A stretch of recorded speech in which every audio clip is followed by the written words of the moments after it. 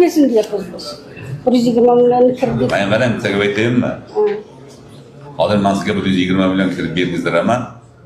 Keyin 6 oydan keyin men kelasizdaginiki hokim bolam 120 million kredit oldi. 18%dan. 9 million pine chiqibdi. 6 oyda 9 million chiqadi. 1 yilda 18 million chiqadi. Buni kim qaytaradi deydi. Keyin ular boradi, uyingizga boradidagi narsalaringizni olib chiqib keta boshlaydi. Uyingni ber deydi. Keyin siz nima qilasiz? Men o'zim Siz rozimisiz? Ertaga 1 yildan keyin kreditni foizini asosiy qismini qaytara olmay qolsangiz, uyingizni sotib yuborib kredit qaytarishga rozimisiz? men yerimni ishlatsam, To'xtab turing, qo'y, yer ishlamay qolishi mumkin bu yer.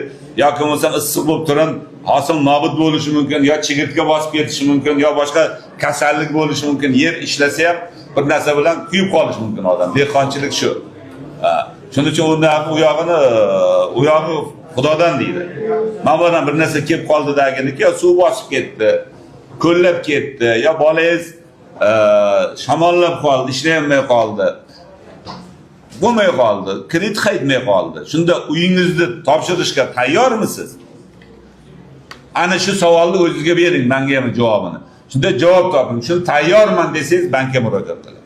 Ko'chada qolishga tayyor bo'lsangiz. Bo'lmasa borki, kreditga murojaat qilmang.